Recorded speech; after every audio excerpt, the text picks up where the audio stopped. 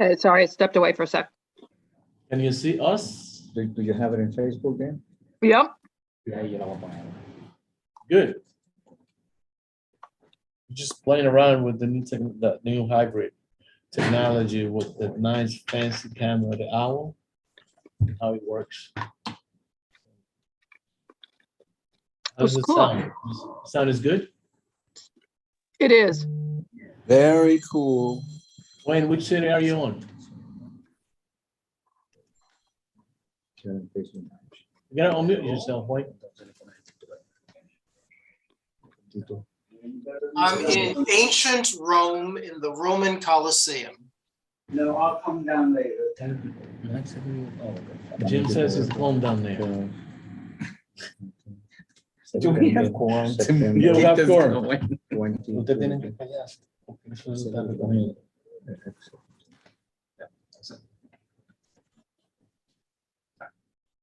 Okay, we're good. 6:43, when I call the meeting to order. Thank you, each and every one of you for being here tonight, or this evening, rather. We have quorum from what I see. Present, we have Catherine, Angel, our IT person, Jonathan, Ebenezer, and myself, with the sole purpose of making sure that when we go into full hybrid meetings in the next general meeting, that we can have everything ironed out and any bugs that may present are out of the way. We're gonna present tonight's agenda. I'm sure that most of you have it. If you have not have it or haven't gotten it, then let us know. We can email it right away. And if there's anything that you would like to change or amend in this agenda, this is the time to do so. When was the agenda sent? Friday. Friday. It's a usual suspect. It's just usually, there's nothing, no major changes, but usually people would like to add or remove anything or change the order because they have to go somewhere. This is a good time to do so. No, fantastic. So I'm gonna move along to my small report. It's supposed to be 5 minutes, but we'll make it as short as possible. During the summer, I don't we've see had, it. what was that again? I don't see it. It would be great if someone could resend it. That would be wonderful. By the way, can you send it to him? Catherine's gonna send it to you, so check on her email address. If you can reply or send me a text, that's the best time to call you, so we can chit chat on the topics that we were discussing earlier.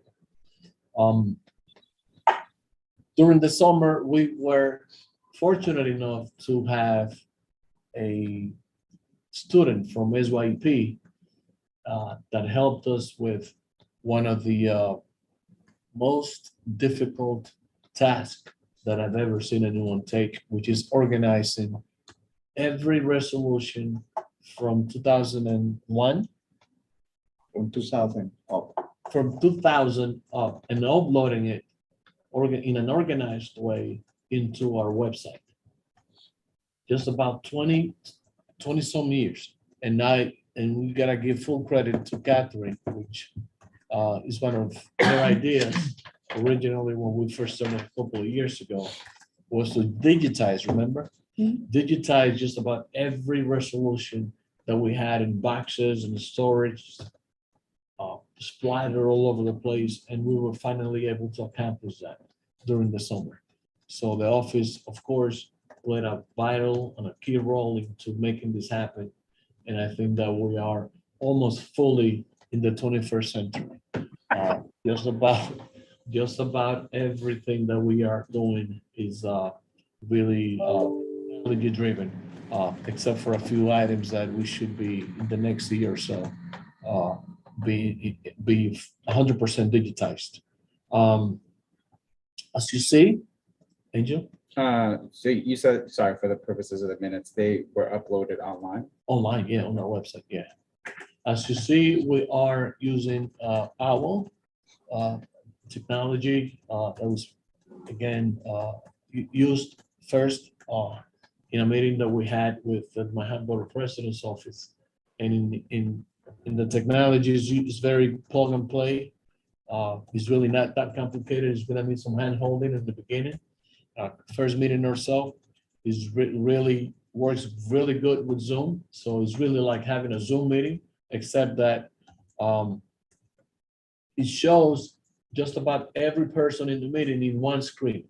So if you were here in the conference room, we were able to see all of you guys on the projector screen, and we could actually see that Faye's not really paying me any attention, but I see you, Faye.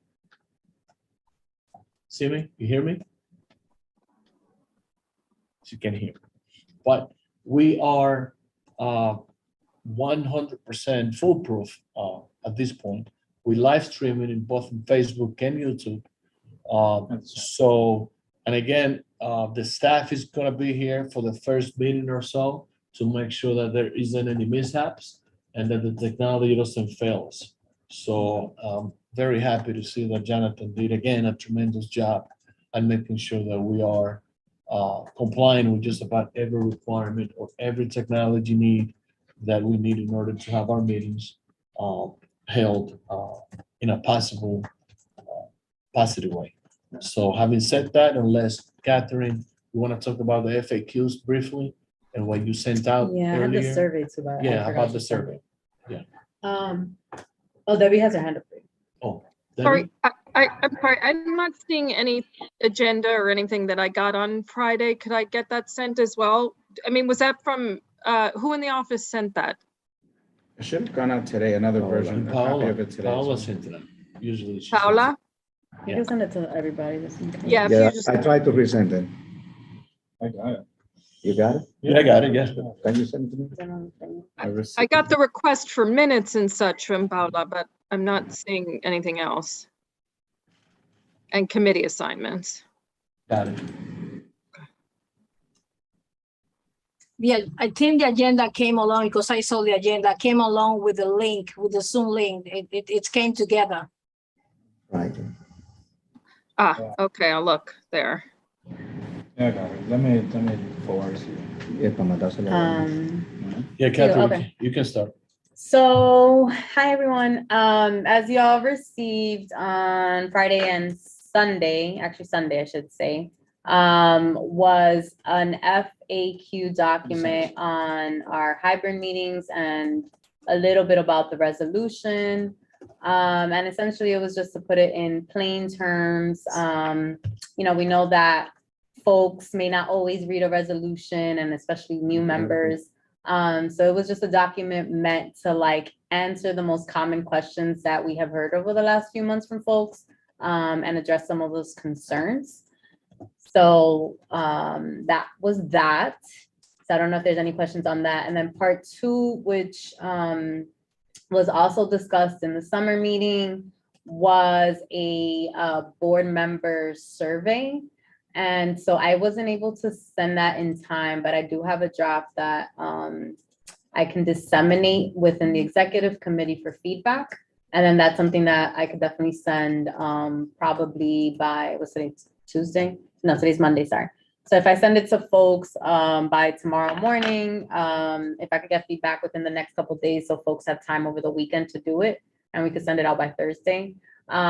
Essentially, the survey is asking board members if they do foresee any challenges in or restrictions in meeting in person. How many, right? Like, is it that you anticipate that you won't be attending 12 meetings a year, let's say, because of extraordinary circumstances? Or do you think maybe a quarter of those or so? And with some of that data that we'll be able to share amongst this group here to support you all in knowing what the landscape's gonna be for face-to-face quorum. Part of that too is like, what are the needs that board members may have in terms of like, you know, I feel more comfortable, I feel safer to be in person if there was this. So kind of like a temperature check, I think I would say. And then the last piece would be is how else would board members like to participate? So meaning that, as you can see, hybrid meetings require You know, ideally several hands, right? So right now we're only limited to us, but if you have a room full of people, you might need help checking people in. You might need a second laptop, for example, to like, you know, right now we have Jonathan checking on the Zoom and Eliezer is on the other side, and somebody on the minutes. So, and I know minutes always comes up often. So being able to kind of gauge, especially because we have lots of new members who will be attending for the first time an in-person meeting, what more, not if they have to, but if they would like to contribute and how. So that's the breadth, I would say, of the survey. And it would be an anonymous survey unless there's any strong feelings around that. The only kind of markers would be by folks asking what committees they serve in, and strictly committees, not task forces. You have two hands. Oh, you have Debbie. Oh, I you don't know can, if she hit yeah, I two guess hands. it's Debbie first and then Liz. Debbie first. Or that's a previous hand from the last when I was speaking. No, so that's you, John. Sorry, old hand. That's unmute. That's an old hand, Old so hand. it's Liz. It's Liz. Hi, Okay. thanks. Two things. One, I just want to apologize for being off camera. I'm driving and finishing up an errand, and then I'm gonna hop off the call and hop back on the call when I get home in a few minutes. And the other thing is, I'm not sure, but I think that as part of the open meetings law, I don't know if we can do things anonymously. I'm not sure. I know that we can do things like employee evaluations anonymously, but I'm not sure if the survey is something that we can do anonymously or we actually have to put our names on it. So you might want to just I mean, it's check an with internal, Adele. I can check, Yeah, but I mean, it's an internal survey. Yeah. Totally, I don't know. I'm not at all stating declaratively. It just feels sort of like worth it to me to ask, since it's to ask her, since it's an internal document, can we do it anonymously? Or, you know, can we not? And I'm obviously fine either way. I don't have strong feelings. I just want to make sure that we comply with, you know, all the open meeting stuff. Okay, I'll shoot her an email. Thank you. So that's basically it. If there's any questions that weren't in the FAQs that weren't answered or like unclear, those edits, please send them over email. Good. So that's it. Thank you, Catherine. We're gonna move on to Vinizer's report. Thank you, Mr. Chairman. It's a pleasure to be back here after the summer. I hope that everyone had a good summer, have time to go out and enjoy the nice weather that we had this summer. Like our chairperson said, we organized the files in the office and uploaded to our website. That consumed the entire summer here in the office. It was a special project, and we had the help of two interns. One intern started for a week or so, and then was not able to continue. And then we get another intern, Ms. Solangel Almonte, a young girl, the high school student for Community League of the High School, that came here, and she worked very, very well. Everybody was impressed with her. The task was to look for all the minutes and all the resolutions in the files, in the back files, and in the files that we have in the cabinets. And we need to gather and then put it together and complete a year before we can start it. That was very arduous. So Chanel was directing, supervising her, and I was, giving the instruction and making the decision what to go, what not to go. What you see there is what we have in the office. If you don't see that, it's because we don't have it. Certain years only have a few. When you go back before 2007, 2006, 4 until we get to 2000, there is not that much that we can gather. Sometimes they have only minutes, sometimes they have only letters. So we gather what we have and we upload it there. If it's not there, it's because we don't have it. Now, I would like to ask the old members, like Steve, maybe Jim Berlin, that have been here for many years, and perhaps you may have complete envelopes in your house for what is missing is you have please lend it to us. We will be more than happy to scan it and upload it to the website. But what you see there is what we have. Another project that we did during the summer was updating our community resource directory. That directory, every year we update it. Paola called every organization that was there, and the organization that did not answer, the organization that did not respond was deleted, and we reduced the space in the on the pages of this resource directory. Somebody mentioned to us that there are a lot of new organizations, and we would like to add it. So please help us to update our resource directory with the information that of the new organization that are there that we don't know yet. What else we did during the district service cabinet meeting last week? We have a very thorough discussion with the MTA. No, the MTA was not there, with the Corner Project, but the Corner Project has changed the name, and now the name is On Point NYC. And we have a very in-depth conversation with them about the syringes and the program, how they clean the train station from the syringes, et cetera, et cetera. Also, we spoke with DOT. DOT confirmed to us that they are cleaning the tunnel, 191st Street tunnel, every other week. We try to get together with sanitation to see if sanitation can pick up the other 2 weeks that DOT cannot able to do it. Also, during the summer, I met with Parks Department and also Port Authority representative on the entrance of the Little Red Lighthouse path in order to coordinate the maintenance and the gray area between the agencies. This is the end of my report. Is there any question? I don't see any question. I have a question. Yes. Did you, on your meeting with, I'm assuming was the Department of Health, because I wasn't here, talking about the syringe cleaning efforts in the tunnel in 191st Street? It was with On Point NYC.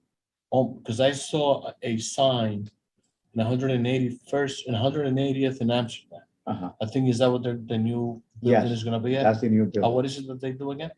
They clean. They changed the name. This is the Corner Project. Now the name is On Point NYC. Oh, I see. Okay. And they need people. They said they're going to send me the job posting because they require more people in order to help them in the cleanup. Do they provide you with a calendar? Is it going to be a monthly or a weekly thing? No, they do that every day. Every They single said they start at 7:30 in the morning and they go to the train station and they walk around.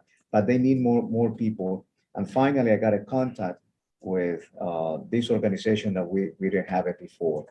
Okay. All right. Isidro and Liz. Isidro and Liz. Hi, Ebenezer. Ebenezer, where would I find the list of resolutions on the webpage? Because I'm trying to find it. Is it on the resources or where? When you go to you enter to the website, you go to the to you. You need to do a click on the left in meetings, and from meetings, then you go for the years. It's organized by years. You got it? It's organized by years, et cetera, et cetera. Thank you. Liz? Thank you. So 2 things. One is he's no longer on the board, but you might reach out to Martin Collins. He might have old folders. I know I'm sorry, when I moved, I threw all of that stuff out. So I do not have any of those things. Steve might, but Marty might. And about the Corner Project, they still exist. They merged with NYRE, which is down on in Harlem, and together they make up On Point. So yeah, and they've been doing amazing work with a lot of cleanups. Okay, thank you very much for your suggestion. I will call Martin. Angel? Yes, Angel? On the On Point / Corner Project, Are they only focusing on the subway cleanup, or is there a bigger task at hand here? in Oh, terms no, of- they clean up all Yeah. over the community. Okay, Yes. I could witness the work that they've done in the Quisqueya Park. I think there's a park across the street Mhm. from 180th. Yeah, they did a wonderful job there. They work in collaboration with schools to make sure that like tree pits outside of schools, 132 has been an issue, Wheels has been an issue. They work with the Parks Department, they work in Highbridge Park, they go pretty much everywhere. And they're really, really open to wanting people's suggestions. If people are seeing a particular site where there's a lot of activity, they want that information for two reasons. One, so that they can engage in cleanups to make it better for the community. But two, that gives them information about where people are using, and it gives them the information that they need to be more effective in their outreach. I would even go as far as like whoever, whatever committee this could potentially fall under, to see if they could give regular reports and ask them to come in, and just so that we have a sense of where they're cleaning up, how much are they cleaning up, where's the usage, because it's a serious problem in this community and we can't continue to shy away from it, because it is affecting a lot of people and a lot of, you know, good working people who have to get up every morning to go to work and take their kids to school. They do come pretty regularly to parks, and they do come pretty regularly to health, if that's cool. any help. Good. Okay. Just want to make sure that was happening. Thank you. Now thank you for your report, because now I can, Thank you. yeah, because I was trying to figure out who on point was, but now I'm more tranquil. I thought it was something else, but if it's, Yes, that's what it is. yeah, they're really good. Well, thank you very much, Mr. Chairman. Thank you, Ebenezer. Angel, you wanna run the next, Sure. I think next section here is review of future meeting items. Do we have copies of the calendars up online for folks to see, or not online, sorry, but were they emailed? Yeah, we sent it this afternoon, yes. Okay. So in reality, the October, the only 2 days here, well, there's 3, Columbus Day, the office is closed. And then we have the Jewish holiday of Yom Kippur, Tuesday, the 4th, and Wednesday, the 5th. Looking to see if we have to reschedule those committee meetings, right? Is that the idea here? Yes, this is the idea, to select all together how we're gonna move it around. Do we have, let's do the 4th as business development. Francisco, you on? Hello? Hey, yeah, so, the business development committee meeting falls on a holiday, and wanted to get from you, when do you think would be a better date to have the business development committee meeting? It can't be the 5th either. Talking about October? Yes, October. You said it can't be the 11th? No, it can be the 11th, or if you want to move it to the following Tuesday, that works, I think. I mean, it can't be the 12th? I'm sorry. It can be the 12th as well. All right, so let's do the 11th then. yeah, he's writing it down. Right. So you're moving to the 11th at 7 PM, right? Yeah. Great. Then we have land use. That is Mr. Benjamin, right? You're on mute, sir. I have to coordinate with my members to see what works for them. Okay. So you'll get back to us, is what you're saying? Yep. Sounds good. And let me just, go back to what I don't, was a calendar circulated that shows which dates are problematic? Yes. It's right here. Can I get a resend? I really don't And have it. when was that done? Actually, could you just resend it, please? Because there's a lot that seems to have been sent that I don't have. I don't have, it's Debbie. that Debbie and Wayne don't have. It's Mary, and I just sent an email a little while ago that I didn't have the calendars. Okay, so maybe just resend. Yeah, because I have not received that either. See, we sent it to anybody. Are we using a different system at all to send things? Well, not that I know of, because Okay, yeah, well, my email address has not changed. So some people got the calendars? yeah, I think the I got one it. instance anything that I've seen change is when they were uploading the new members' emails. I don't know whether they made something happened that they deleted some and added some, I don't know. But Not again, was it super sent on speculative. Friday or was it sent today? I got it on Friday, The calendar was sent this afternoon. and another version, but mine I got it on Friday. And they came from Paola. Yes.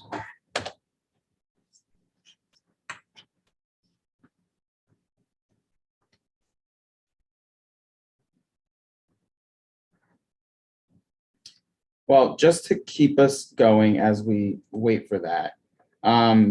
Wayne, the 2 days that are of issue are the 4th and the 5th, because of the Jewish holiday of Yom Kippur.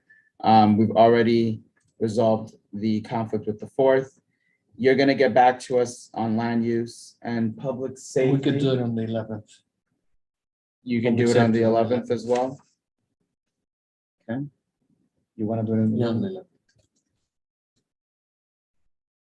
So we're gonna have 3 meetings that day. Yeah, you'll have to figure out space, that's all. 3, 1? Oh, Thursday. We can have 2 online. But we have 2 account, but 3, I don't know. So maybe the 12th. Because Francisco chose the 11th, right? Yeah. Yeah, So so maybe the 12th. you'll move to the 12th? To the 12th.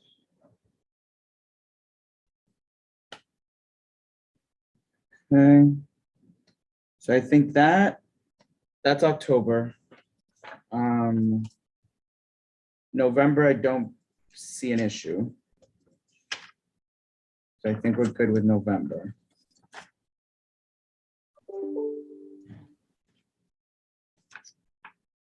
And I think that's that. Just to remind everybody though, for the rest of this month, Rosh Hashanah is next week, so that's why our general board meeting is on Wednesday, not Tuesday. So that's a reminder, Hybrid.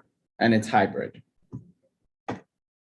Unless something else comes up, right? Which we don't expect it to happen. I think that's So, it. I mean, all personally, right, so to be clear, for the meeting, the general meeting, it's hybrid, but we only count for quorum if we're physically there? Correct. Yes. Yeah. yes.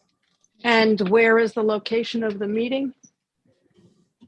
Second floor. Second floor. The second floor. Okay, thank you. Mhm. I mean, we definitely got, I would say like, or make the request that we send that email that it is hybrid, AKA in person. Like at least 4 times between now and next Wednesday.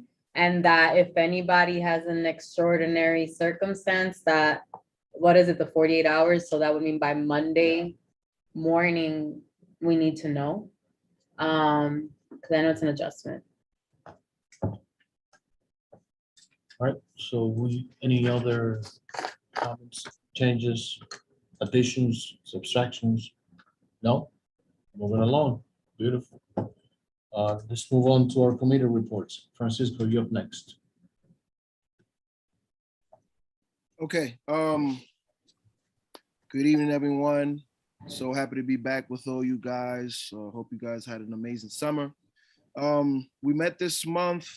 The goal was to engage Wittick and Remarkable Foods on the Medieval Festival and ways that they've tried to engage our small business owners and entrepreneurs.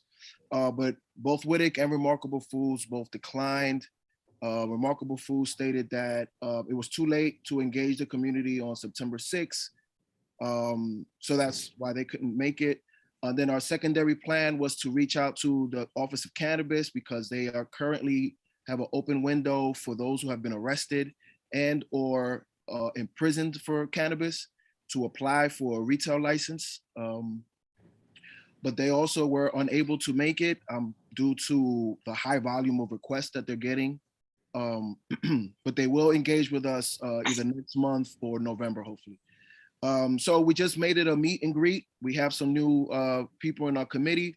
We just got to get to know each other, ask questions, and that's pretty much it. Yeah, thank you. Question, do you know anything about the large quantity of cannabis trucks that are popping up everywhere in just about every corner? Do you know anything whether they're legitimate or they're not, or are they licensed? Yeah, no one's licensed right now. Yeah. No one, absolutely no. The only people that are licensed are cultivators, I believe, and those are folks who grow the weed. They're probably the only ones that are licensed to do anything with cannabis at this point. Yeah. I'm getting And some- on that point, there were a couple of articles pointing out that any establishment that is, presenting itself as having a license at this juncture is, they're not legal because the state has not really initiated that process yet. Correct. I've sent them, in fact, I did have a conversation with a principal, 159th in Amsterdam, about a specific truck that just about every morning we just sit there. I've got one right in front of my house. Oh, you do? Yeah. Oh, okay. The thing is that you are legally allowed to carry a certain amount. So as long as you have that amount in your little van and you're selling out of just that amount, you're good. You're fine. Yeah, the cannabis, the state put out something earlier this year, I believe, or last year, that they're not really doing enforcement, but they are sending letters to folks. And if folks get enough of these letters, they will not allow them to obtain a license when it's time for their chance to get a license. So that's the balance. Okay, good to know. It's two hands up. Isidro? Thank you, Chair. And Francisco, thank you for the update about WITIC and how the medieval festival is going to come. I'm sorry that I couldn't make it to the meeting this month. I strongly believe that this festival is a great venue for small businesses to be market. And obviously, we hope that in coming years, that WITIC will come to a community board and open up the possibilities for small businesses. Yes, on Saturday, I was in Dykeman promoting some restaurants for some local channels that they do promotion. And I spoke about the Medieval Festival as being practically the greatest single day event that we have in Northern Manhattan. But yet there seems to be like that it's not completely open. I welcome your remarks that you have said about the possibilities of small businesses joining this festival. I hope that in the future, again, they come to the community board so we can see the possibilities of our small businesses becoming vendors at that event. So I'm very grateful for the things that you have done, and I'm glad that you invited to come previously, and I hope that they, sometime will come. So thank you so much, Francisco. Oh, thank you. All right, thank you.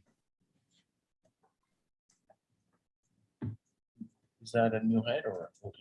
No, it's a new hand. Okay. Yes, please. Yeah, it's Francisco, for selling weed, is it just THC that you need the license for, or can people also sell CBD products? I'm not really clear on what's the law on those two. Yeah, no, yes. So CBD has been legal for quite some time now. It's actually federally legal as well. So you can transport state to state with CBD. New York State did just do, I think this year, beginning of this year or ending of last year, new regulations for CBD people. So those who want to invest in a CBD brand or have a CBD company, there's new procedures that you have to abide by now than before. But Okay. and, so these new licenses that are now all about THC.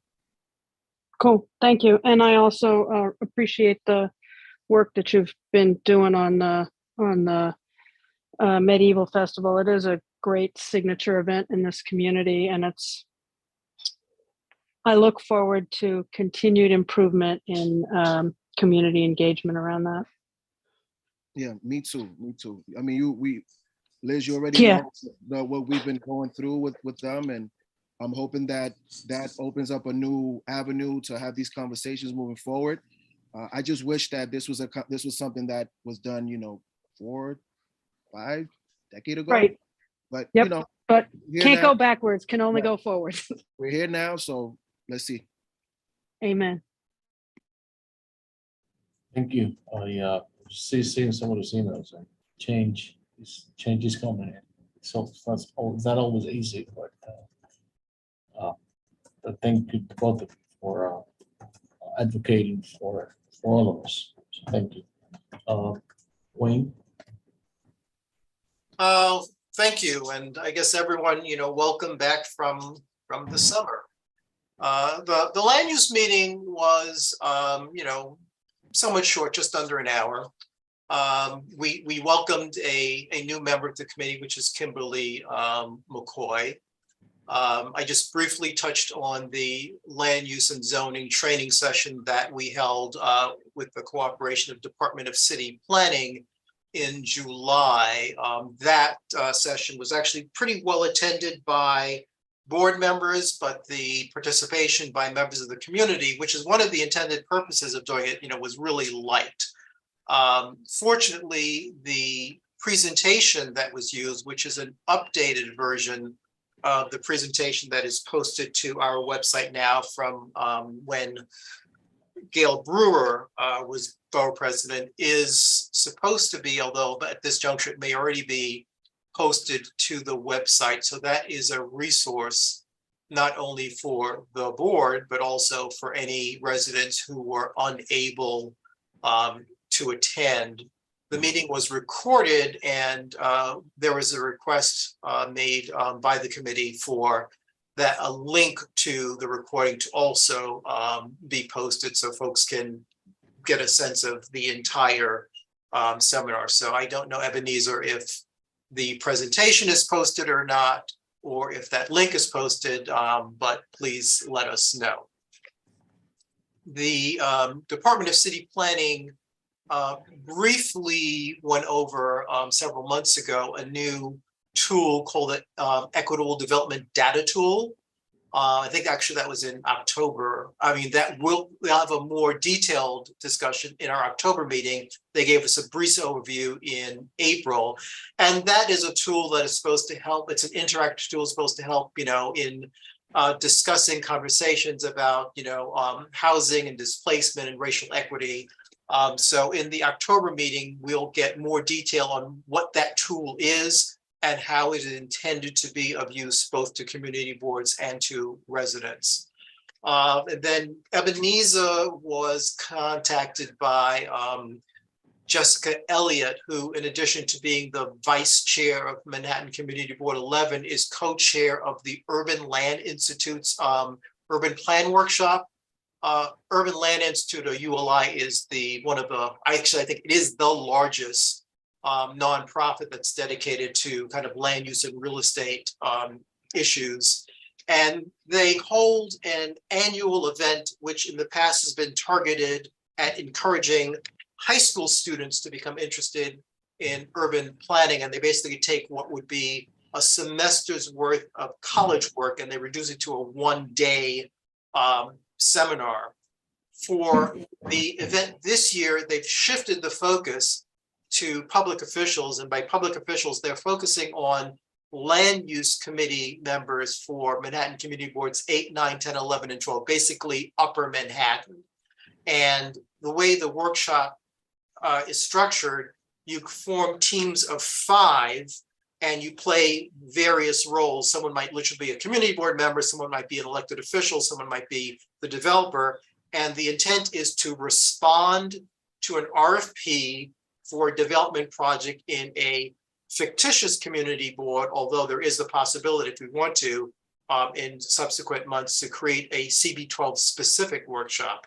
It is an all-day event, so participants really should be able to commit the time to it. It is something that would be, I think, of great use and interest to land use committee members, which is the focus. But I also pointed out that the Housing and Human Services, Traffic and Transportation, and Health and Environment committees might also be interested, because when you look at a development project in an urban environment, such as Washington Heights Inwood, it touches upon all of those. So I asked the office to share the information on the event, which is September 30th, with those committees and any other committees that might be involved. I don't know if that was done, but if we have representatives of those committees available, let me know if you received that information and if any of your committee members have signed up to participate.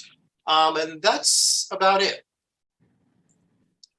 But Ebenezer, can you tell me if the presentation from July is posted, and if the link to the recording is posted, and if we shared with the other committees the information about the ULI workshop?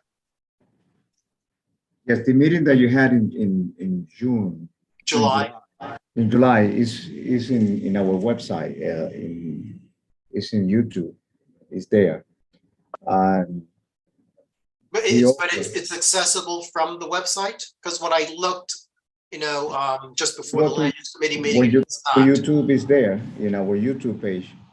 Yeah, okay, but that wasn't my question. My question is it accessible from our website? No, just the YouTube link. We use it. It's on the YouTube. Right, now, but you can add a link to the website, can't you? So that if someone is there, they can click on it and access it. Because right now, the presentation that we put can do together that. Specifically for July was not on the website. The older ones were. So they requested to put the new one on and to add a link to the recording. Yeah, okay, we can do that. And I believe it's a link that you can go from the website to the YouTube. But we're going to make sure that you have a special link for that particular one in there. Yeah, somewhere in the details. It actually should be next to the resolutions to make it easier, so that people can do both. You can also, to go into resources. There you go. And was the information on the ULI workshop shared with other committees? Yes. No. No, you mean the workshop for the end of the month? Yes. What are you talking about? I sent an email, the same that I sent, the same I sent to you, I sent it to her, but she never responded back to me. No, that's not my question. My question is, did you share the information on that workshop with other Community Board 12 committees? No. Okay, so that was that was the request, because there may be other committees who would be interested in participating. I believe there's still time for them to register. I believe already I sent that. I'm gonna double check, and if it's not, I will resend that again or send it for the first time. Okay. But let me ask you something. Wayne, sorry, go ahead, Catherine. No, I was gonna ask, you said earlier that we could do like a CB12 specific one. Is it just for CB12 members, board members, or CB12? Well, that's for the future. And we would need to sit down with ULI and talk about how we want to do that. My point is, in this workshop, we're not looking at a real site in one of the uptown communities. It's kind of conceptual and fictitious. If we wanted to, pick a site and, talk about, a conceptual development proposal, we could ask ULI to structure something that is more Community Board 12 specific, but this is, a general workshop that encourages people to explore, I guess, the complexity of, in fact, the development process and everything. And that's why I said there may be more than just land use committee members, because one of the examples they gave from prior workshops is you take affordable housing, and if you say you've got X% of the units affordable at this income level, what happens to the financial feasibility of it if you change that formula? I would think that Housing and Human Services would be interested in exploring, that dynamic, because that is something we talk about all the time, the affordability level and the number of units that are in projects. But also we talk about what are the traffic impacts and how, when you're thinking about the development, how is this going to work in that existing thing? So it goes beyond just land use, although land use is the focus, which is why I said at least let other committee members know about this. And if you just have one person from each of those committees, attend, you're bringing other perspectives to the workshop. All right, so we just need to wait for her to confirm on the date. No, it is confirmed. It's the 30th. The 30th of September. That's all in the email. All right, okay, so that needs to be sent out. Thank you, Wayne. We just check that out. I'm gonna check it out, yeah. Yeah, the only thing that I saw the email, I believe you sent an email indicating that you were able to get, or you thought you were able to get the second floor for the event, because we were trying to find a location that was in one of the uptown communities. And she responded to that to say thank you, but they were able to secure another venue. But she has responded. I haven't seen her email. I was vigilant looking for that to confirm with the second floor. But thank you for letting me know. Okay. All right. Would you mind sending it to resending it? I will certainly resend it. Yes. I'm very interested in that. I was looking forward to come to. If she did it in the second floor, I was gonna be one of the people that would participate. Thanks. Liz Ritter. Do you mind coming back to me? Problem. I'm not plugged into my computer yet, and if I could go later in the agenda. Problem. Like next would be, can you just do who's ever next, and then I'll go in after them? If I don't have an agenda, can somebody just give me the run of show? Would you mind? Like when? From here. Today's agenda, she needs. Yeah. Mary? Yes, we had our meeting on September 8th and welcomed a new board member to our committee. And I'm seeing from the new member list for the committees that I have an additional 2 people assigned to my committee. I'm concerned about the additional 2 people because there's Cindy Matos and Miriam James, both of whom were on my committee before. Cindy Matos was not able ever to attend even one meeting of the committee when she was on it. So I'm wondering if there have been changes that are making her able to attend the meetings at this point. So if I can get some answers to that, because I don't like to mark people absent when they're no longer on the committee. Anyway, we had a great presentation from Shirley Saxton from Social Security Administration, talking about all that's going on with Social Security and the upcoming increases in Social Security that will be happening. New online system for replacement cards.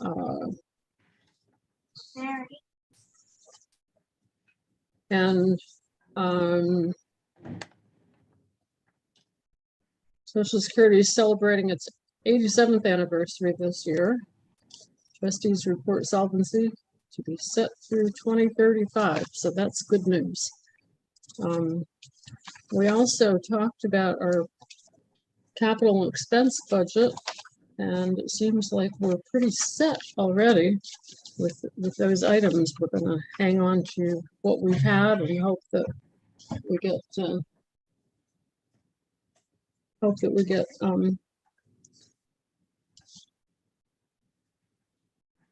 that some of these items answered. Ebenezer, I also sent you a request. Please send me the state's answer, the city's answers to these budget items from last year, because we're not sure what, if anything, has been done about them yet. So that we Yes, can, I saw your request. I will update it. send it to you as soon as possible. Thank you tomorrow. very much. Mhm. We also, our new committee member actually brought up some questions about asking how the committee gets the word out about our presentations to the community at large. You know, we talked about word of mouth, committee member roles, the website, etc. But you know, there are things like the Social Security presentation that are really important discussion for the community at large, particularly the folks who are eligible for Social Security. And just want to, you know, bring that out. The need for overall CB12 outreach strategy of some sort. And that's about it. On that one, would it be possible, Mary, at all for maybe you to work with, let's say, one of the local elected officials and host like an information session? Since they have their own way of doing outreach, just throwing it out as an idea. Thought? Gracie, open the door, please. When is the Social Security presentation? Oh, it happened. I'm sorry? Yeah. Oh, never mind, sorry, I missed that. Wait, hold on 1 second. Gracie, wait, I'm on the meeting. Open the door. It's okay, don't worry, I got the answer. Sorry, I'm Mary. babysitting it. Hold on. It's okay, Alright. Mary, I got the answer already. Okay. Was there something I should be aware of then? No, it was asking question. That's it. Oh, okay, okay. All right. Thank you. All right. I think we're gonna have to figure out a way of looking at the agendas a little closer. And if she can sort of like flag what she feels as though there are like critical meetings. We should take the advantage of, take the initiative of reaching out to the elected officials directly and send them emails directly to each one of their offices and make them aware of, you know, these presentations. I think that we have the capability, and I just put it on Mary or any one of our chairs' responsibilities to reach out to the elected officials. So moving forward, I think that's something that should be part of our procedure. For each committee. Yeah. Mhm. Each committee's agenda should be sent directly to our elected officials. And if there's something that a chair pinpoints as something that they would love for them to either come, send the staff or something, then we reach directly to the elected official. Moving forward, that should be part of what we do as an office. Thank you, Mary. Cedro, Liz, just let me know when you're ready. I'm ready. Cedro, you want to go now or? Let Lisa go first. Thank you very much. I appreciate that. And just as your previous point, Eleazar, that is a great idea. Outreach is always helpful. And I think it's not just the elected officials. I mean, a lot of the elected officials know this stuff already. It's the community. I think it would be great because people get a lot of email from the board. And so it'd be great if sometimes instead of just the format that people always get, that's like, there's this meeting and here's the link and here's the agenda. If the subject header or something at the very top of the email says special presentation, Social Security, or special presentation, the MTA is going to be talking about, like, whatever is the real highlight of that meeting. I think people are going to respond because they're not seeing the same old, the same in their inbox. They're going to see something that piques their interest, and they're going to get that, like, this isn't just a bunch of people blah, blah, blahing for 3 hours. It's serious people talking about interesting things. So At the Parks and Cultural Affairs Committee, we had a great meeting. It was incredibly long because we had way too many things on the agenda, but each thing was really more interesting than the next. We had a tremendous presentation, an unusually detailed presentation from the Parks Committee, bringing us up to speed on some of the capital projects that are happening. Just for those of you who aren't aware, there are a whole bunch of areas that are no longer, oh yay, my dinner is coming. Hold on a second. Just leave it there, I'll grab it, thanks. There are a whole bunch of areas in the Fort Tryon Park that are under construction, a lot of pathways work. So there are lots of areas where you'll see fencing and you can't walk through and you have to walk around. The bad news is it's wildly inconvenient. The good news is all of those areas that were broken knees, hips, and ankles waiting to happen are going to be fixed. So this is amazing. There is some work on the rock face in Fort Tryon Park that overlooks Bennett Avenue, just north of the 190th Street station. All of that parking from just south of the curve at Bennett has been removed so that there's a clear roadway and also a staging area for the construction. So again, wildly inconvenient that all of that parking has been lost, but the contractor is aware of how much we need that parking back, and they anticipate it will only be 120 days. And they'll be doing it in phases. And as soon as each section of parking can be made back available, they will. We had a presentation from the Parks Capital Division on the construction of a comfort station in Fort Washington Park's Discovery Playground.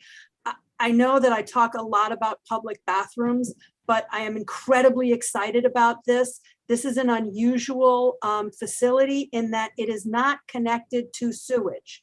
So it's much, much cheaper to build because they don't have to plumb it and connect it to an existing sewage line. What they have is the comfort station will be built on top of a holding tank, and then a couple times a week in the summer, in the winter when it's less used, maybe only once a week or once every other week, a sewage truck will come and drain that sewage. This means that for something more like $1.5 million or so, they can build a comfort station in an area that does not have plumbing. This means that we can prioritize, for example, a comfort station on the Dyckman ball fields that is 3/4 of a mile from the nearest sewage, and we can put this as a capital priority. So very exciting development.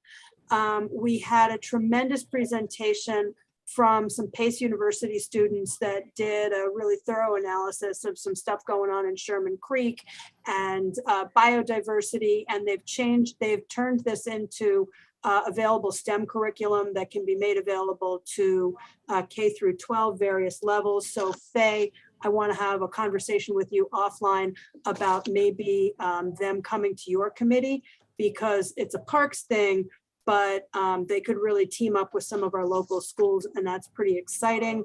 I just want to mention that the bathroom that I was saying about in the Discovery Playground, that is a reso item, and I will be sending around a resolution for the board's consideration at our meeting on Wednesday. That's pretty much it for my report, other than to say that the live puppet, that life-size puppet, Amal, little Amal, is all over the community, and he's appearing at a bunch of public events, including crossing the High Bridge on the 26th. Also on the 26th, not related to my committee, but incredibly important, it's the Brides March. So for people who are available to participate in that tremendous community event, I encourage you to do so. We have a new Manhattan Borough Commissioner, and for people who have dogs, be aware that there's another rabies outbreak. So there's baiting going on for rabies. And so if you have a dog, please, please, please keep them on leash so that they don't grab that poison. It won't kill them, but it will make them a little sick, and nobody needs that. And thank you. Liz, I have a question for you. Yes. Who is the new Board Commissioner? The new borough commissioner is Anthony Perez. He hails from the Bronx. He has experience with parks. We're very excited. We're really sad to see Bill Castro go. But I think that Anthony Perez will also do a great job. I'm sure Steve, if he's on the call, can speak to that in his professional capacity. Perhaps he will be on the call later. Okay, should be. Oh, I also have a question about my committee. I've got 3 new members and it was great. They all attended. But Danielle Jetu is still showing up as a member of my committee and a member of public safety as well. And it was my understanding that she is no longer on the board, that she had either resigned or didn't reapply. So you might want to check in with her to see if she's still, because she's not coming to meetings. And when I've seen her in public, she's very clear that she's no longer on the board. We sent her the 3-day notice as we customary have been doing for a while, and she did not respond. And we notified the board president's office of her absences on the last list that we sent in. So I think all we're waiting for is her to be removed or her formal. So she hasn't sent a formal resignation letter? No, she hasn't sent a formal resignation, but the board president's office is aware, fully aware of her absences. But she hasn't been around enough. Okay, thanks. I just have a clarifying question. Liz, the comfort station is being built, which park again? Fort Washington Park Discovery Playground. Thank you. Yep. Thanks. Isidro? Wait a minute. I see Faye's hand is up. I have a question for Liz, if it's possible. Yes, sure. Sorry, Faye. It's all right. Thank you. And good evening, everyone. Yes, Liz, thank you for, all this report and the new thing that is coming up soon. So I just wanted to, if you can repeat again that you say that you wanted to basically discuss with me or brief me about, this new upcoming, initiative, Yeah. but I couldn't understand quite exactly what you meant to say. Please, could So you? I'll call you so that I can give you the full information, but what their presentation was, and I encourage you to read the minutes when they are available, which will be in the next couple of days. But yes, the presentation by these Pace University professors and students was on some of the biodiversity at Sherman Creek, and they've built like a curriculum, different things that are suitable for different age groups, possible field trips. So just there was a lot of, it was interesting, not only in terms of parks and open space and recreation, but there was a solid educational component as well. And that seemed to me to be, your bailiwick. So I would love to call you after the holiday and bring you up to speed on that. And possibly you can invite them to an upcoming meeting. all right. Thank you. I look forward to hearing from you. Thank you. Yep. Thank you, Liz. Very informative. Isidro Medina. Thank you, Chair. So we received a new member to our licensing committee. We now are composed of 7 members. We had about 35 licenses, some of which were withdrawn either at the meeting or prior to the meeting. Others were rejected because they did not submit a complete application to the committee.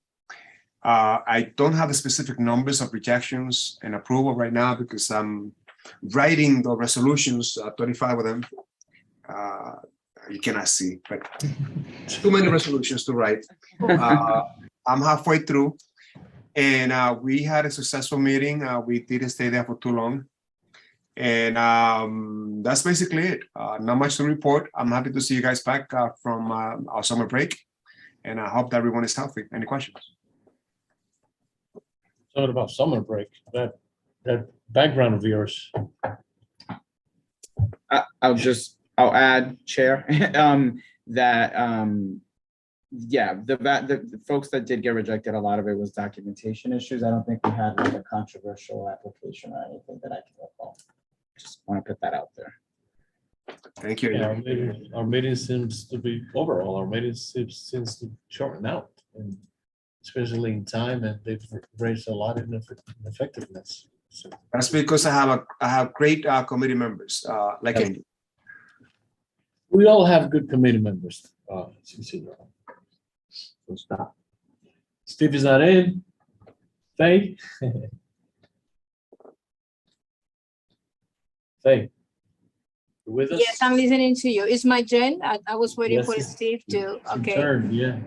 It's my turn. Well, thank you, Mr. Chairman. Yes, all right. I want to say officially good evening, everyone. It's good to be back. As you all know how passionate I feel about the work that we collectively do for our community. So yes, it's good to be back. This is a very hectic season, especially for myself. But I just wanted to say that in our first meeting, we had good and bad news. So giving you the bad news first. So unfortunately, our member Estrella, Gabriela Estrella, she resigned due to the overwhelming, I guess, work that is going on. Now that her agency is so involved with the new immigrants initiative, that is all over the city. So her agency is one of the main organization, I believe, involved in this initiative. So she resigned as a result of that. I believe also that I was looking forward to meet with the new members. I think we have about like 3 new members, but none of them show up. And so hopefully, let's see, next time. So Mr. Chairman, thank you for assigning them. We really need as many members as possible. I wanted to say also that we had 2 presentations. CUNY actually was the first presenter, and they notified that they have received from the Robin Hood or Foundation.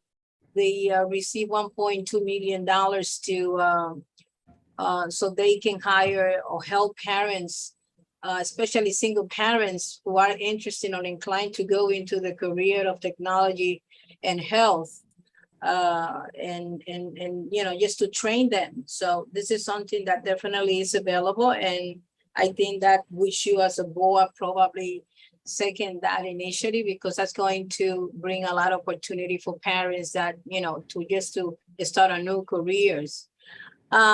We also have a second presentation who was by Index, which is the Dominicans and Dominicans in the exterior, Dominicans living outside the Dominican Republic. So this organization, basically what they do is to, they recruit Dominicans to find out exactly and investigate basically what is it that they are doing, those who are involved in community services, so they can bring that to the attention to the Dominican president and other important organization and actually recognize them. And they seem to have a very interest in getting to know folks in our community who is doing what. So, but more to know in details is, and of course, in our, video, YouTube, or even the upcoming minutes. I also, and by the way, her name is Shadi Tineo. I wanted also to inform you that, as probably already all of you have seen the other flyer, this is the time in which we are going to have our Youth and Police Build and Bridges annual event. And we have a pool of new community partners. This year we have decided since actually these 2 officers, Detective Rivera and Detective Mora, I was looking into the idea sometime around March. I contact our chairman in Venezuela as well, and the local prison, because I thought that being the main voices in our community, I thought that if the board and the local prison get together and conduct like some sort of a vigil, it would be a good idea. But I made a flyer, and the idea, never, basically didn't get to fly, because we couldn't get in contact with the or we tried to get in contact with the family, but the family was going, they were too busy, so we couldn't actually set a day. So we left that idea, and now that we are having our annual event, so we thought that it would be a good idea if we can take this opportunity to acknowledge as a board and all the local prison, starting with the 32 prison where these two officers used to work, so in unity, so we can come together and honor them, their memory. So what I am preparing right now is a call citywide, inviting folks in different organizations, from all kinds of paths, all businesses and CBO in particular. So, and our elected officials, we invited them, so we come together as a unity to honor these officers. Judge Washington is at the center of all this. I also am trying to bring different group, but anyway, you will see more of this in our flyer, and I mean, as everything gets unfold. But I wanted to say is that unlike other years, we should have a good representation, and we should have our community board at the center of this, along with the local precinct and the school system. So I just want to thank you for, all the support that the board is, giving us. And I really hope that, unlike other years, I know many members of the board had not been present. And I think that given the importance, the level of importance of this cause, I think that we should be present. At 8:30 a.m., the community going to start congregating in front of the board as usual. We're going to have our board of presidents speaking and many other folks.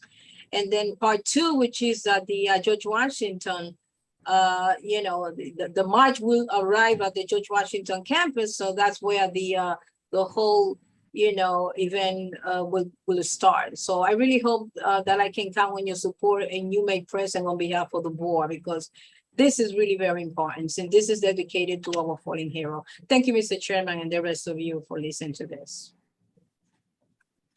Thank you, Faye. Angel, you have a question about the minutes, right? Well, I just had a question for her in terms of the committee. Oh, okay.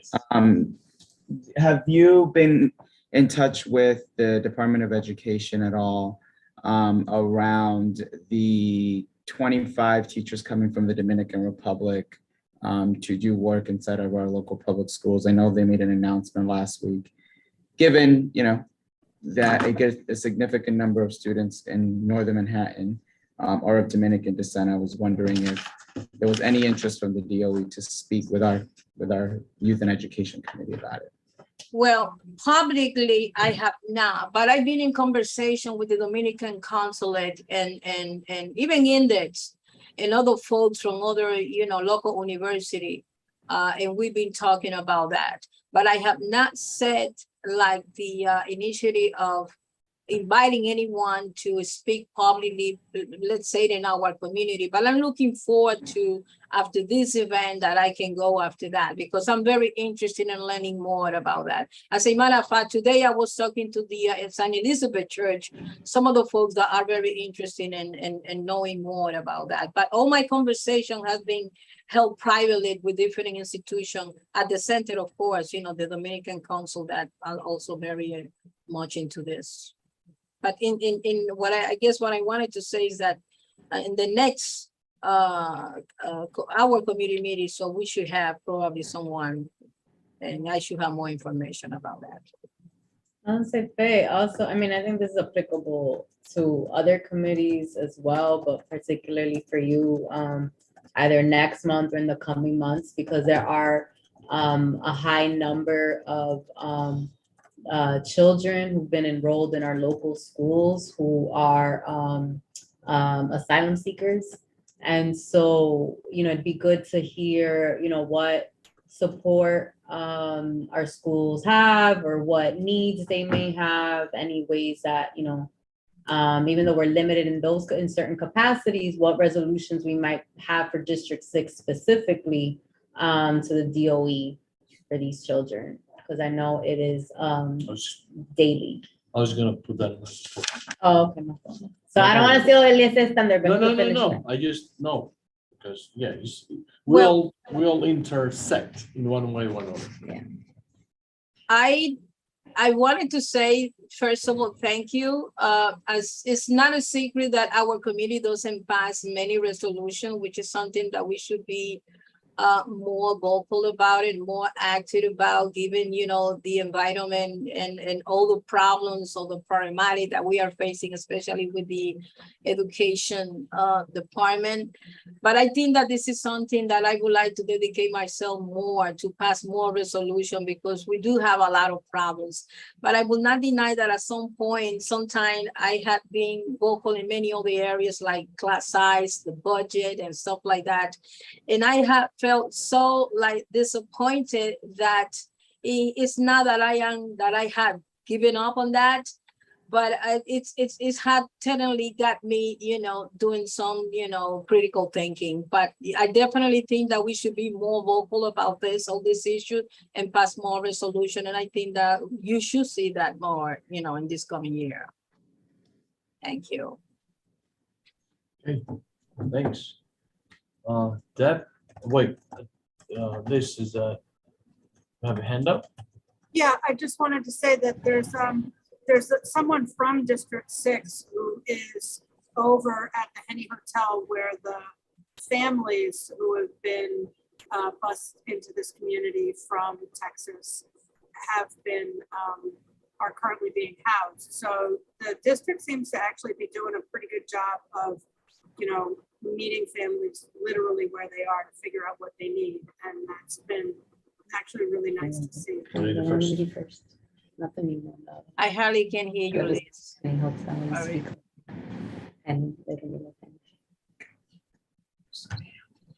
Sorry, I have a fan on. It's very hot in here. No, I said that I hardly can hear you, but I still, I know the time is in essence here, but I can always pick up, unless there is a question that you're addressing, I can always pick it up in the minutes, of this meeting, for this meeting. Yes, thank you. And thank you all. Thanks. Debbie? Thanks. So we didn't have we used the first meeting of the season to just sort of go through any projects that have been implemented over the summer, what was still upcoming, and touch upon several topic areas that we want to bring on as agenda items in the coming months. So I think for the most part, people will be able to check the minutes when we have those available to us. I will say, we didn't have new committee members on my committee at that time. And I see now we have one new one, but if I'm reading it right, we are losing Mary Anderson. Is that right, Mary? No. Or did Not that I know of. No, you're not missing. You're not losing anyone. You gaining a person. Okay. All right. Yeah. Okay. Maybe I just didn't read it. Okay, cool. Because that would also make more sense, because then that makes it an odd number. So we will look forward to meeting Hector next month. One thing that comes up a lot, and I know I've mentioned, but I kind of had an idea about how to go about it a little differently, because we weren't getting anywhere, which is that we spent a little time talking about, but more recently, I have been strategizing with Ebenezer about, which is that so many of the complaints and sort of issues raised at that people send to TNT are enforcement issues. But they're happening on the street or a sidewalk, so people think they're DOT issues, but DOT has no enforcement arm. And so it's hard because traffic enforcement really wouldn't go to our public safety meeting. But then I was always like, well, but they don't come to my meeting. So then I had this idea that, but why can't they come to my meeting? Like, even if it's just not every month, but we just get, it's every single meeting and we get a lot of, and we just get feedback. And whenever I'm sent something from the office, it 9 times out of 10 is an enforcement issue. So Ebenezer's working an angle to get people at DSC from the traffic enforcement command, which is like different from the precinct, sort of. It's a different command, but also to see if we can get them on an upcoming agenda for TNT. So we're just going to give it a try. Ebenezer was sharing some history about how, they used to come, and then obviously this sort of thing used to be part of DOT, which then I'm sure there was no problem having them at meetings. So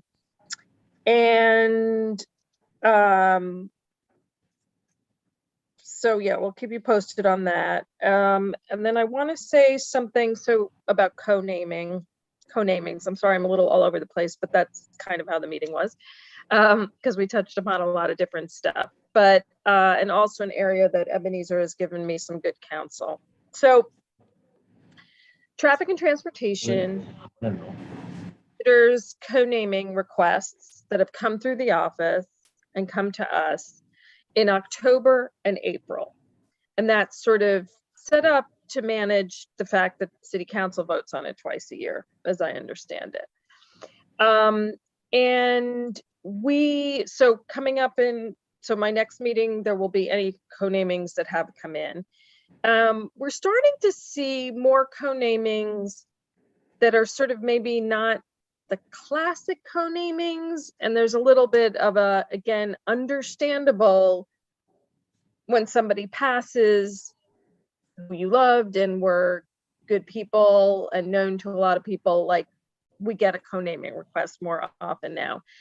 And Ebenezer sort of raised the point that these were written or last written or gone over when Joseph Kalinske was chairing the committee, and they serve us well. They continue to serve the committee well, but there's maybe 1 or 2 small areas that could be sharpened that are a little vague, like in terms of sort of exceptions to the overall guidelines.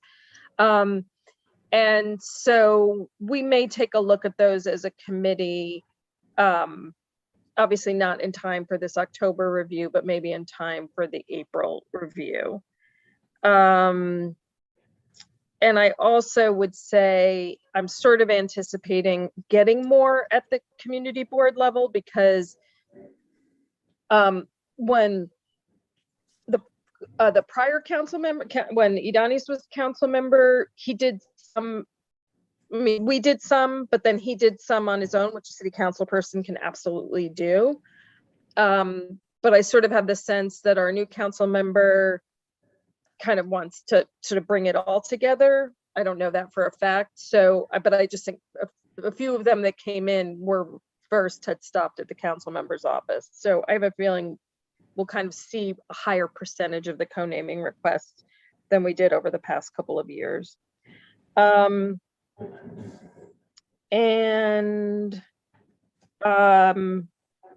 People might have seen stuff on congestion pricing. I will say one thing that comes up when you're seeing congestion pricing coming down the pike, especially uptown where we're near the world's busiest bridge, is the potential for residential parking. Residential parking comes up a lot in terms of the community, because it's so hard to park. So we hope to get that on the agenda. We were hoping to do something last spring but we weren't able to bring it, and hopefully that'll be upcoming. And finally, just overall, I think for all our committees, so do we all need to be doing the budget stuff in our committees in October, is that right? Like, has the Manhattan Borough President announced anything about the timeline for this year's budget process? So, I Ebenezer know that's stepped not out. TNT, but- Yeah, that's right, in October. We always do it in October, not so much because of the borough president, but because of OMB and the city council. Well, So I guess what I'm, these deadline I- is the end of October. I get it's not MBPO's deadline. All I'm saying is like, so just, Mary reminded me, but like, just as a reminder to us all, like, but is our board process in place? Cause, it's always a hard one. And even when you've been around it, you can use some help, and just the annual, like, this is what it is. This is what the timing is. Make sure we all have it on our agendas for October. Just a little check-in. I know it's not TNT specific. Well, don't we have our budget committee Right, hearing so- on that third Tuesday in October? It's That's as the best usual, option. yeah. Like, it's on the October calendar, right? We look at the calendar again, Angel, because I gave him like October. an October. No, it's not. It would be after the day after the exec committee on the 18th. It will be the 18th, October the 18th. Okay. Okay, I would just to me, just my 2 cents. It's a very opaque process for most people. And I know it took me a long time as a board member in the first couple of years to really understand like the mandatory nature, what it is, why it's important. So I would just say, let's fully communicate. Let's not under communicate. Like, it's not just a date on a calendar.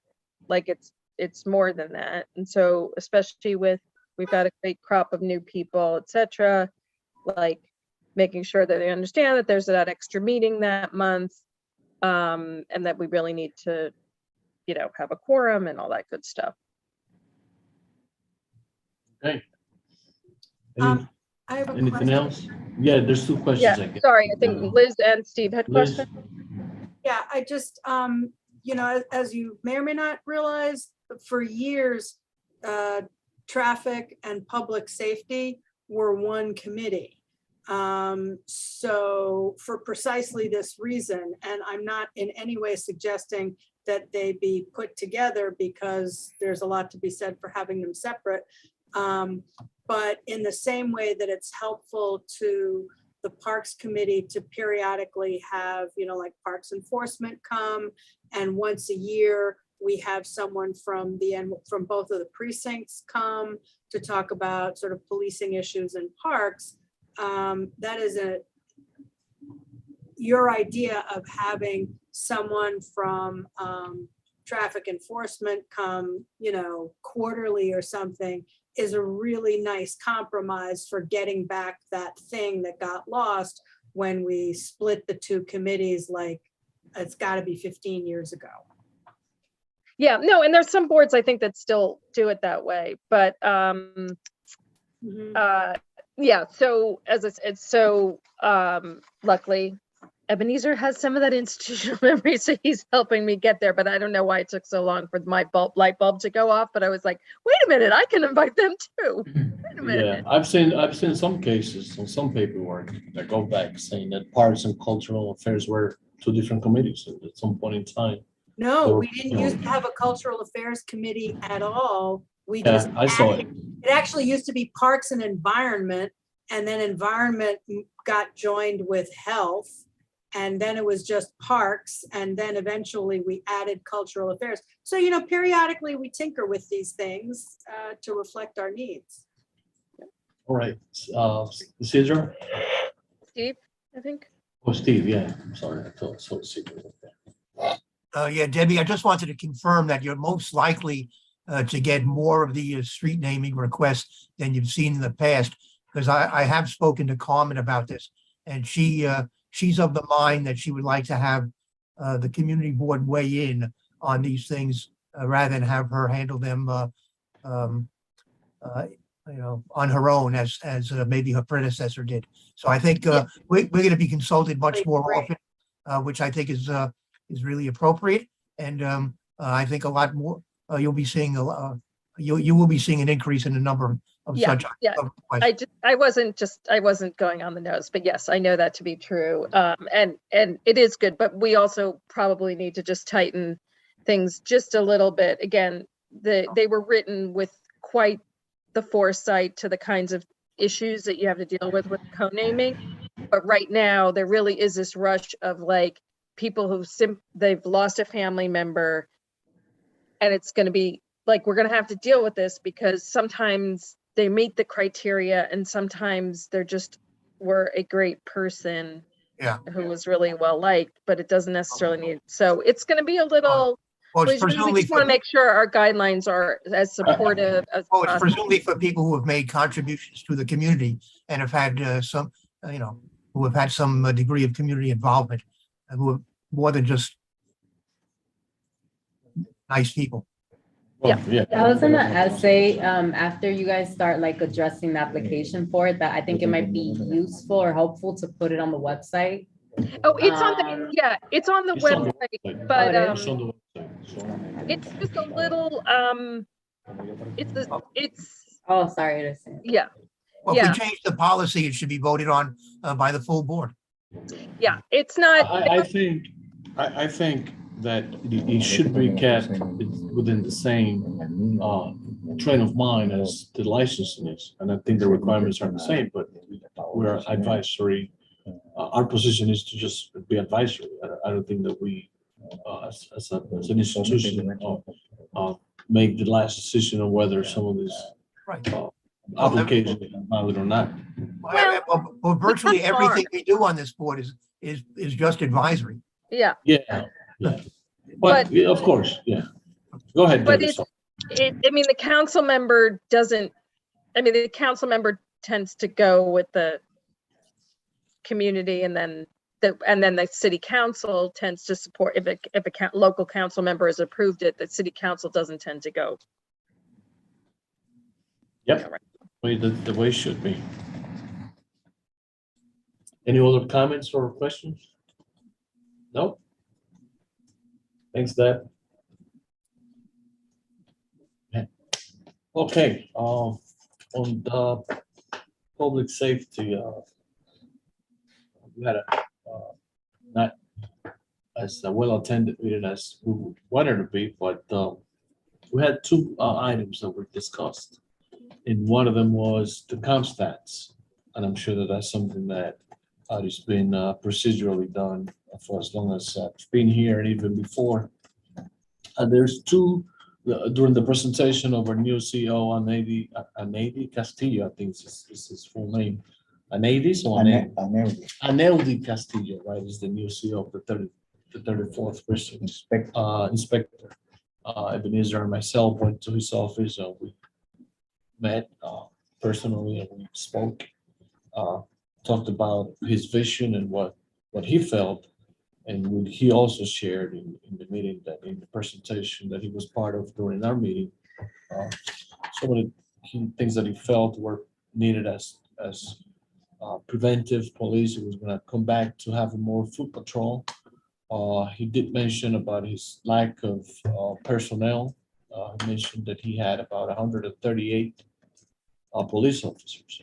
Usually the number hovers around 250 to 300, which is what the precinct would actually need to run a good operation. His numbers are on the high end. Looking at his year to date for the week of September 5th to September 11th, in comparison to 2021, his numbers went up almost 20%. In 20 and 21, he had 753 total cases, including murder, rape, robbery, assault, and so forth. And his new numbers is actually, I'm sorry, it's 991 in 2021 and 1,185 for 2022. So there was a 20% increase in the total number of crimes in the 34th precinct. And we also had a presentation with the 33rd precinct lieutenant, I think is his title, Garcia.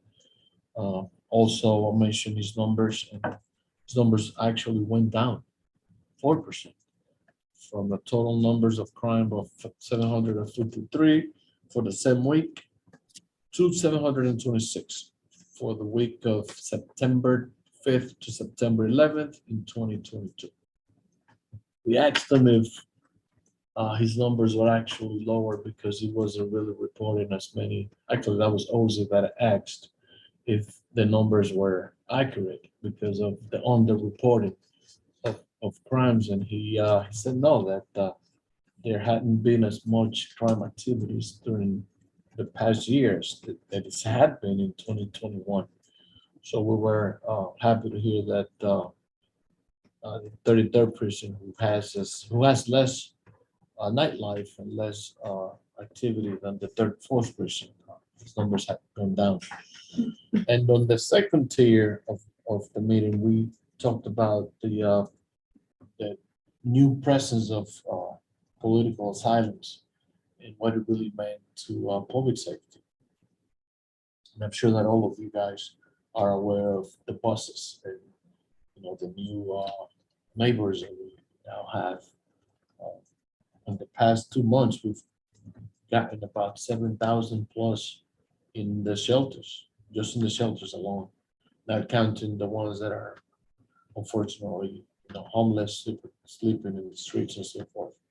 So we talked about whether that presented a public safety challenge, and how can the police department handle such a new number, such an increase of new presence. As Liz mentioned, in the hotel's name is Hennessy, 181st Street. Used to be called, what was the name of that hotel? in the past? Cliff. Now it's Henny. Yeah, now it's Hennessy. There are Henny. Henny. There are now 51 rooms occupied by political asylum seekers, out of which there are 15 to 20 single mothers with kids. Domingo and myself were there on Saturday, I believe, or Friday, delivering food to these single mothers. There are in 168th Street a good quantity of these new political asylum seekers. So in total, from what I read, close to 7,000 people in the past couple of months that are part of our community, whether we are agree or not, that they're here, and the police is now aware of the strategize, how to deal with such an issue. And that's pretty much the extent of our discussions in the last week's meeting. Sorry. Steve. Yeah, hi, Eli, you're speaking from our office, is that correct? Yes. Yes. I said I don't know how other people are hearing it, but it's you're coming across somewhat muffled. I can't quite understand everything that you're saying. Did you say that a number of the asylum seekers are also in the new hotel at the radio tower on Amsterdam? No, it is the hotel that used to be called Cliff is now called Henny. Yeah, but I thought you said after that also in the hotel, the new hotel. Is that? No. You did not say. All right. Well, I'm wondering if that might be next.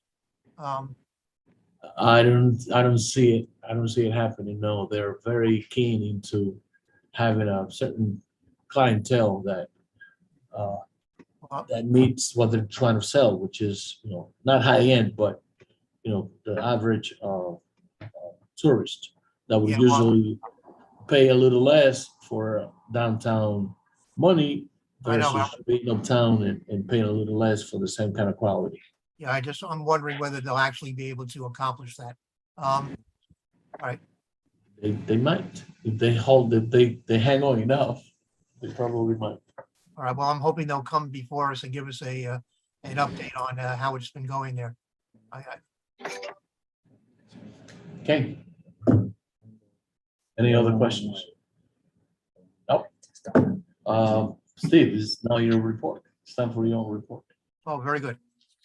So at my meeting on September the 8th, we received a detailed presentation on historical reflections on our response to the COVID-19 pandemic from the co-director of the Center for History and Ethics of Public Health at the Mailman School of Public Health. He's also a member of the History Department at Columbia University, David Rosner. I'm hoping that I can distribute that PowerPoint presentation to members of the community board so that we can all benefit from it. So I'll try to see if we can send that around. We asked our Department of Health representative to respond to the resolution that the committee of the whole passed at our July meeting on monkeypox. We specifically asked her to look into whether a vaccination site for monkeypox could be established at the District Health Center at 168th Street and Broadway. She promised to look into it and get back to us. We reviewed the latest statistics on COVID-19, which, as of the time of that meeting, showed an elevated positivity rate, especially in zip codes 34 and 40. Zip code 34 was close to 11%. Zip code 40 was at 11.44%. The other two zip codes were lower, but still higher than where they should be, I would think. So in the week prior to our meeting, there were 153 new cases of COVID-19 in our district. And since we last met in June, 23 additional deaths. So although there may be people who are saying that the pandemic is over, we still seem to be affected by COVID-19 in our district. We once again had an intense discussion with Julio Batista from New York Presbyterian about reestablishing the psych unit at the Allen Hospital. As you know, we passed a resolution on this question back in June. And Ellie, you emailed me recently that you were trying to get an answer for us from the State Department of Health on this question. Did I understand that correctly? It was more so directly from the hospital who were, quote unquote, trying to get those beds back on. I've had conversations in the past with Ann Sperry directly in reference to your resolution and whether it's something that, you know, they're going to still stall us on because they were not longer treating COVID-related customers or clients or patients at the Allen Pavilion. So I was just directly asking them, you know, how long is it going to take for you to reestablish those beds? And of course, they didn't give us a date, but they were saying that they were aggressively working on getting them back. That's the answer I got about a month ago when I emailed you. Well, I say I'm not very confident about that. So let's have a separate conversation about that because I don't think we're getting we're not making any headway with the hospital, and I don't think they really intend to reestablish that unit.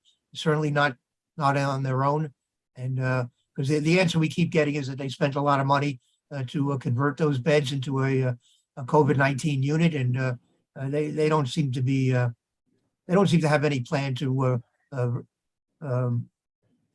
reinstate the psych unit. So I would still like to have I would still like to reach out to the State Health Department and ask them to respond to our resolution. So if we could have Ebenezer do that, I'd appreciate it. Maybe we should do another demonstration, Steve, the one that you spoke of, remember? Yeah. Maybe he's gonna take that. Yeah. All right, well, let's talk separately on this. Okay, we'll talk. All right. All right. So getting back to my meeting, Jay Mazer also questioned our Isabella Geriatric Center representative about the deaths that occurred early in the pandemic period in 2020 at the nursing home. And she promised to look into it further as to what caused those deaths and then get back to us. Columbia, once again, had what they call Project Medical Education, where they invite people from the community to come and spend an entire day at the medical center, and they take them around to various divisions and units and show them what they do at the medical center. This year, Tanya Bonner was there as a member of the community board, and I was there a few years ago. It's a great experience. If anybody is interested in doing it, Wayne, are you nodding your head that you've done it too? Yeah, I've done it. I did it several years ago, yes. Yes. And Richard has done it, and Eli, you've done it too? Yeah, too long a day for me. Yeah, okay. Catherine, have you ever done it? No, I couldn't do it this year. Because I recommended that they reach out to you and try to get you to do it. So maybe next year. Yeah, it's just a 7-hour day in the week is tough for me. Yeah, all right, I understand, but it's worthwhile. It's a very good experience. So, but if any other members of the board are interested, we can try to line you up and have you do it. It would be next summer at some point.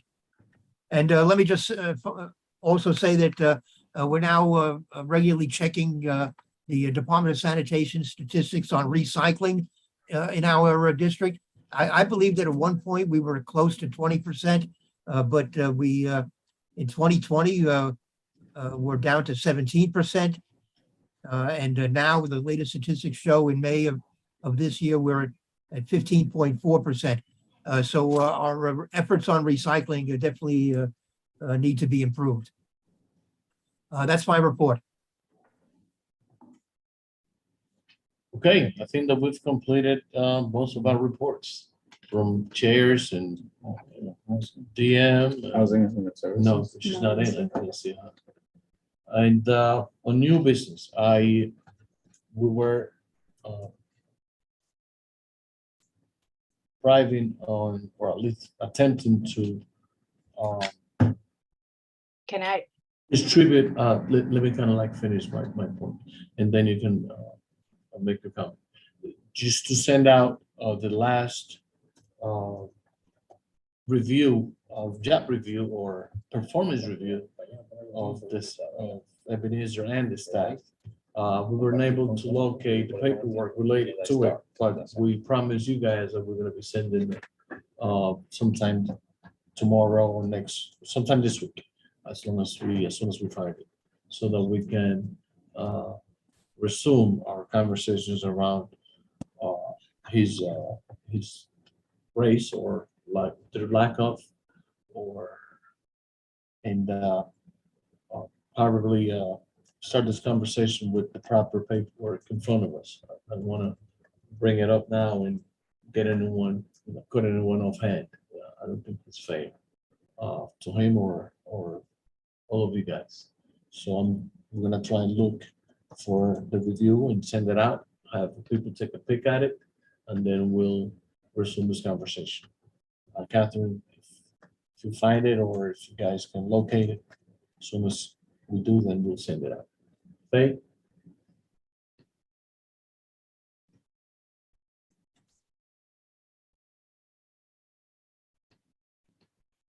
Faye? Thank you. Thank you. Mhm. Yes, I just wanted to say that I want to encourage all of you, if it's possible, to share our table resource, for folks who want to have a table information at the community resource fair. So we have plenty reservation, available, plenty chairs, I mean tables available. So if any organization wanted to have a table so they can share whatever information they wanted to, by all means, please encourage them to contact me so we can reserve a table for them and the community get to know what they are doing, what services they have available. So that's it.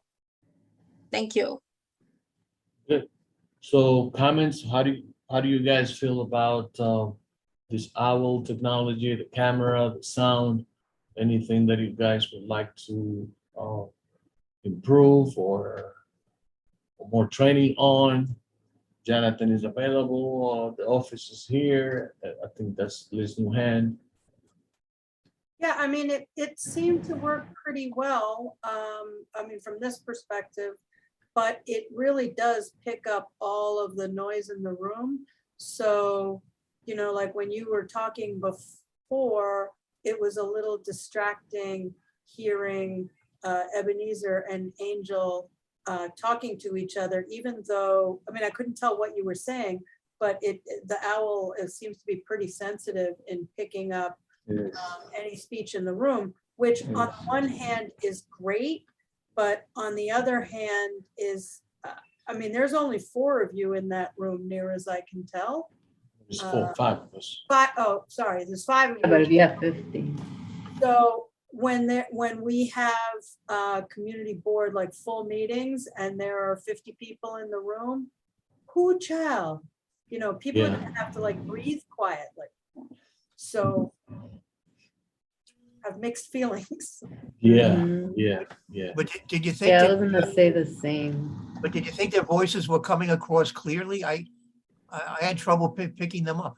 I could hear whoever, whenever any of the people was, you know, speaking as like a presentation, like I'm speaking now, I had no difficulty hearing when I was on my phone before and listening. I mean, I was listening on my phone through my car, on my phone through my headphones, and on my computer, and all 3, the sound was great. Yeah, I was gonna say that, I think as far as like, especially for committee meetings, definitely like how you spread your committee across the table and making sure that like any side conversations happen outside the room. There was also other, and I forgot to mention it earlier, there's some other guidance I'm gonna follow up with Wayne and Isidro on, like in terms of applicants, right? Because back in the day, for big like ULURP stuff or for licensing, you'll have a packed room and it can get a little dicey, especially for the owl. So I'll follow up in terms of just like we can have kind of guidance on our website specifically and that we give applicants so that they're aware of like, maybe, we can encourage them to be virtual versus in person, reduce the number of people in the room and chit chat. But it is sensitive in that. And then definitely like the muting or unmuting. And I think having, like, you definitely need your assistant chair or other committee members to help monitor the projector screen and the actual clicking if you're not going to be doing any of that. And we're gonna have what we've always wanted to have, which is a clock on the screen in which is visible, that when the time that we use in our presentations or for any matter of anybody's. The part about Catherine on the public, especially in licensing, we're gonna try and encourage them to do it virtual, just because that owl is extremely voice sensitive. And like when I was making my presentation, as Steve said, couldn't really, wiggle and jiggle what the hell I was saying, because the both of you guys were really talking about the clock, and that's why he wasn't able to understand it. So yeah, there's something to consider. Maybe we want, I guess, if you're not as close to one another and the camera is a little further down, I don't know how the sound quality is going to be, but it's something that we should explore and practice a little more until we can finally get it to where it should be. But I'm extremely happy and excited to have this kind of technology. And again, Jonathan, thank you for putting us ahead of the curve, making our meetings. Yeah, thank you. Okay, anyone else has anything else to say? Mary, is that an old hand or a new hand? No, it's a new hand. Just a question about masks at the in-person meetings. Is there any decision made on that at all, or? Was a decision. Well, if the meetings are held here in the second floor, the policy we can set up our own policy and require people to wear masks. No. If that was the case, but I think that It's not a the, mosque, like I said. the governor has, yeah, it's something that, you know, it's a personal thing. No one is required to wear a mask according to the governor's office. So, but if we do have a meeting, say in the school or one of the Columbia's rooms, then we will have to go by and abide by whatever the policies are. You know, There's no mask mandate in schools anymore. Oh, that is true. there's no more Mm-mm. It's basically hospitals and nursing homes. hospitals and nursing homes. Yeah, Is that there's what- there's no mask mandate, so we can't require it. However, as a board, we certainly could have a policy at a minimum that that if anybody wants to wear a mask, they should feel free to do that. And frankly, I think if we're going to be in rooms with lots of people, I mean, I'm wearing a mask. I think we should encourage it, but we certainly, at a minimum, should make it very, very clear that no one should feel uncomfortable wearing a mask if that is their preference. Mhm. We will not mask shame. Mhm. Yep. The other question I had is how this hybrid meeting thing is gonna work if we branch out to other venues to have our meetings, you know, like for instance, you know, if we are able, I don't think we are able to yet, but if we are able to eventually go to the senior centers like we were doing before, how does the hybrid thing work with that? I think the automatic answer would be that you would have a staff person who will be properly trained. It's not that hard to come and set up the meeting for you. Mhm. The owl is literally it's like a Bluetooth speaker. Is It's there really any way that they cool. can see it? If we move the laptop. One Oh, of the no, lap- duh, it's the camera, It's the sorry. camera. Let's We see, can take a picture, maybe send it, but it's literally like a Bluetooth speaker let's see. and a laptop with some Let's see. Wi-Fi. maybe we can try like this. Yeah. There you go. You see there? It is And like for reference, That's your here's the owl. cup. That's like two. That's cups why it's worth. called an owl. I mean, it's So, like an You owl. look like an owl. Yeah. Yeah, Mayor, so it's not difficult, may I say something? of course. So Jonathan, who created this setting? I really like this. You have like different, pictures of all of us. That was you, Jonathan? Oh, that's the technology.